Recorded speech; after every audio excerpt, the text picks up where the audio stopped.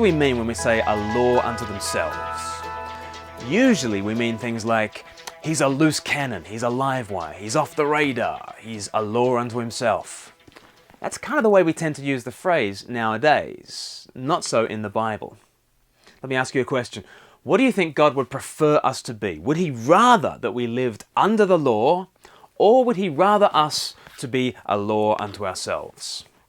The surprising answer is that God wants all of us to stop being under the law, and instead he wants all of us to be a law unto ourselves. But we need to understand what the Bible means by these phrases. Early in his letter to the Romans, Paul declares the very substance of his teaching. Romans chapter 1 verse 16, he says, "I am not ashamed of the gospel because it is the power of God for salvation for everyone who believes, first for the Jew, then for the Gentile." Salvation comes from the Jews, so said Jesus in John chapter 4. The Jews, the chosen people through whom the Messiah would come.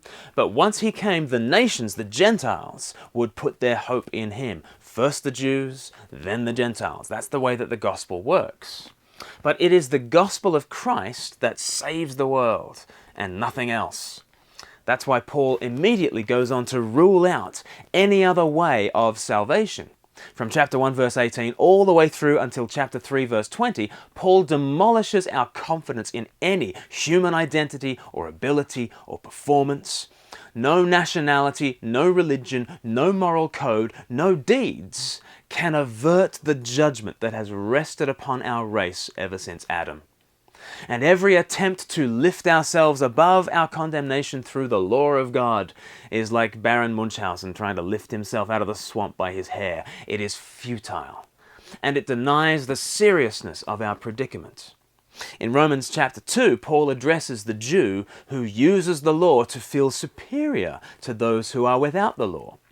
But their claim to special treatment is void. Having the law is one thing. Doing what it says is entirely another thing.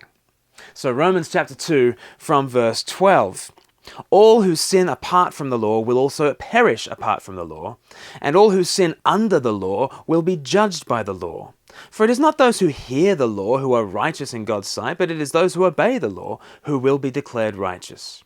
Indeed, when Gentiles, who do not have the law, do by nature the things required by the law, they are a law for themselves, a law unto themselves, even though they do not have the law, since they show that the requirements of the law are written on their hearts, their consciences also bearing witness, and their thoughts now accusing, now even defending them."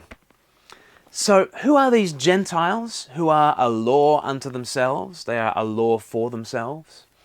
Well, verse 15 uses the language of Jeremiah chapter 31 to describe them. They are those who now have the law written on their hearts.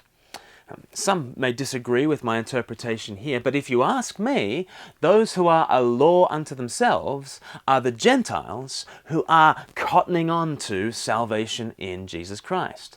They are coming into that global salvation which the Jewish scriptures prophesied. The whole purpose of the law was to testify to Christ. And even though they didn't have the written law of Moses, they were kind of following the true intention of the law by trusting in the Messiah. Even though they'd never had the old covenant themselves, they'd never had the law, they are now enjoying the new covenant reality. And the difference between the covenants is this. In the old covenant, God's life stood above you, judging you for how far short that you fell. In the new covenant, the law is fulfilled and God's life is put within you. Law is not over you. You are a law unto yourself. You don't have a godly limit imposed upon you. You have a godly impulse driving you. You are not ruled over, but neither are you unruly. You're a law for yourself because you have the law written on your heart.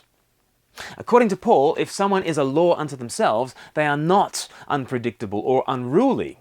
Certainly they have escaped from being under the law, but that has liberated them to be truly good. Not good so as to tick some boxes, not good so as to make some grade, but good from the heart. God does not want anyone to be under the law. He desires Jews and Gentiles, the whole world, to become a law unto themselves. Christ didn't come to create live wires and rebels. That's not what a law unto themselves means. But to be a law unto yourself, a law for yourself, is to be liberated by Jesus from the external code and freed into the life of love, which the law describes but can never produce. The gospel is the power of God to save us from petty legalisms and to bring us into Christ's life, ruled from within, not constrained from without. So today, Christian, know that you are not under the law. You are a law unto yourself. To say the same thing a different way, because of Jesus, realize that God is not on your back. He's on your side.